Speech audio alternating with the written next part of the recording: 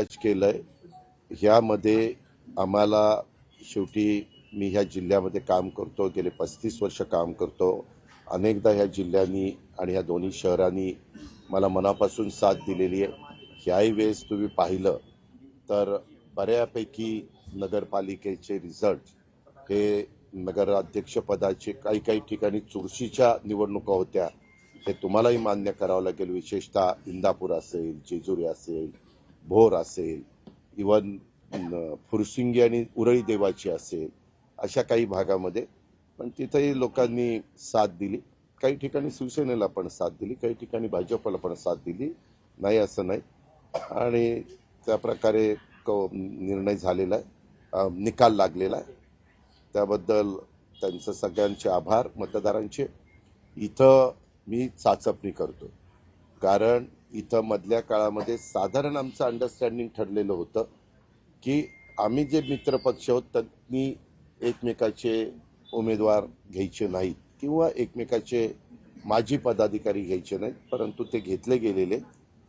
त्याबद्दल आम्ही मुंबईत गेल्यावर चर्चा त्या ठिकाणी करू. पण उद्याच्याला कुणी कुठं घेतले तरी काही ठिकाणी संख्या वाढल्यावर एक तर 9 वर्षांनी निवडणुका होतात, त्याच्यामुळं त्या पक्षातले मूळ जे काही उमेदवार वाट बघत होते की आपल्याला उमेदवारी मिळेल, आणि आता तिथं दुसऱ्या पक्षातले काही लोक घेतले तर ते पण नाराज होणार, तेही कुठंतरी संधी शोधण्याचा प्रयत्न करणार. आणि तशा पद्धतीनं आत्ताच काही सहकारी मला आतमध्ये भेटले, मी त्यांच्याशी चर्चा केली, त्यांचं काय मत आहे ते जाणून घेतलं. शेवटी आता इथं जे पक्ष आपापले उमेदवार देतील ते सगळा हाच प्रयत्न करतील की चांगल्यात चांगलं चारीचा प्रभाग व्हावा, चारी प्रभागातले ताकदीचे उमेदवार हे आपल्याला उभे करता यावे, अशा प्रकारचा प्रयत्न हा सर्वांचाच राहणार आहे, तसा माझाही राहणार आहे.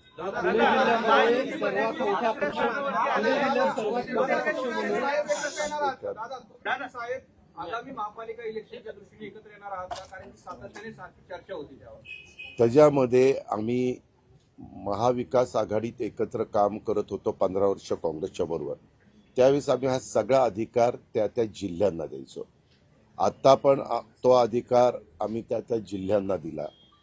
आणि त्या प्रकारे ह्या नगरपालिकेच्या निवडणुकीमध्ये देखील कुठं कशा पद्धतीने युत्या झाल्या हे पत्रकार मित्रांनो आपण पण सगळ्यांनी पाहिलेलं आहे, जनतेने पण पाहिलेलं आहे, आणि त्याच्यातून निकाल पण आता लागलेले आहेत. त्याच्या उद्याच्याला प्रत्येक पक्ष, आम्ही महायुतीच्या सरकारमध्ये काम करत असलो तरी भाजपला त्यांच्या कार्यकर्त्यांना जास्तीत जास्त संधी द्यायची, शिवसेनेला त्यांच्या कार्यकर्त्यांना एकनाथराव शिंदे साहेबांना संधी द्यायची, मला माझ्या राष्ट्रवादीच्या कार्यकर्त्यांना संधी द्यायची. शेवटी आम्ही सगळेजण ह्या सगळ्यांच्या मदतीमुळं 288 मतदारसंघात लढलो, आणि त्याच्यातले जवळपास 238 मतदारसंघामध्ये आमच्या ह्या जीवाभावाच्या कार्यकर्त्यांनी तिन्ही पक्षाच्या आम्हाला निवडून आणण्याचं काम केलं. पण त्या कार्यकर्त्याला पण संधी मिळाली पाहिजे, त्याच्यामुळं नगरपालिकेमध्ये देखील तशा प्रकारचा प्रयत्न झाला. अनेक ठिकाणी आम्ही एकमेकाच्या विरोधामध्ये देखील लढलो, आणि महानगरपालिका देखील 29 आहे. प्रत्येकाला वाटतं आपल्या विचाराचा महापौर व्हावा, आणि तशा प्रकारचे प्रयत्न सर्वांचेच चाललेले.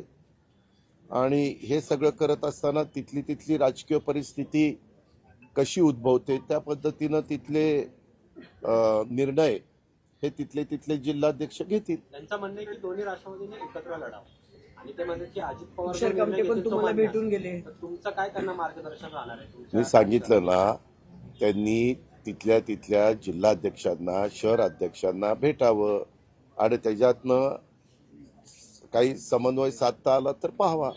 पण तुम्ही सकारात्मक आहात का की साहेबांसोबत जाऊन युती केलं तर आपला फायदा होईल लढावा असं तुम्हालाही वाटतं? त्या संदर्भात हे का साधं गणित आहे पत्रकार मित्रांनो, मताची विभागणी झाल्यानंतर निवडून गेलेल्या उमेदवाराला अडचण येते. 30 मताची विभागणी होऊन नाही दिली तर त्यांना निवडून यायला सोपं जातं. तर तिथले शहर अध्यक्ष, जिल्हाध्यक्ष निर्णय घेतील.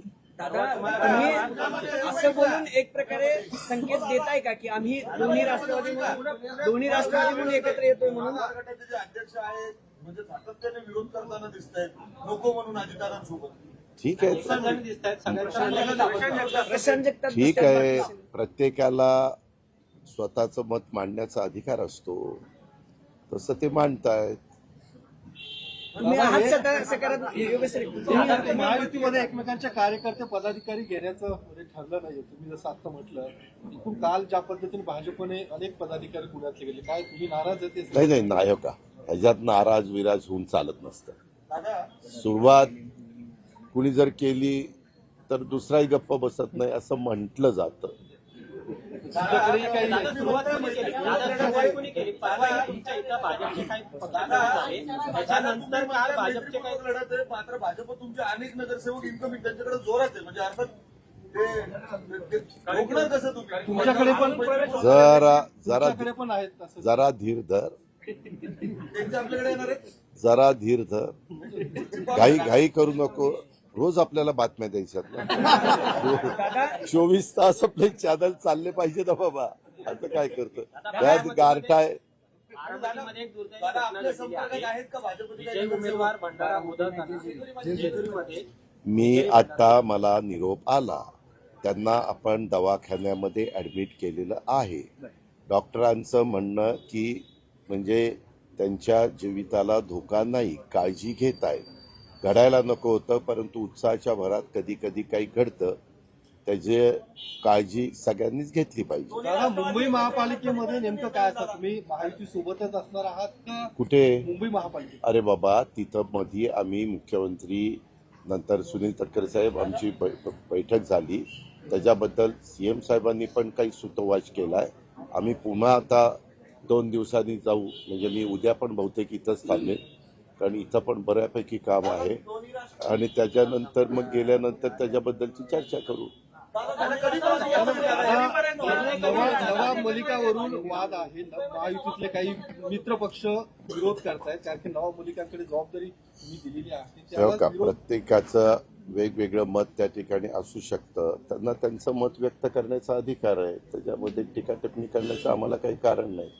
दोन्ही राष्ट्रवादी एकत्र कधी येतील? अरे बोलू द्या रे दादा. अरे मी काही ज्योतिषी नाहीये बाळा, तुमच्याकडे निर्णयाचा मी ज्योतिषी नाहीये.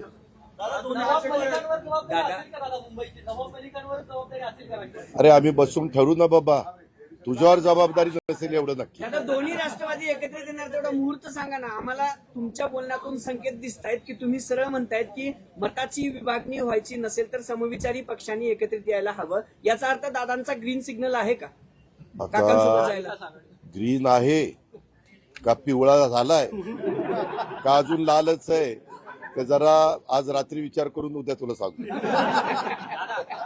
दादा तुम्ही जर महाविकास आघाडी सोबत गेला या निवडणुकीमध्ये आणि तर तुम्हाला निकालानंतर महायुतीमध्ये येता येणार नाही असं चंद्रशेखर बावनकुळे पुण्यातच बोलले परवा बोलताना. अच्छा. निवडणुकी आधीची युती असेल ती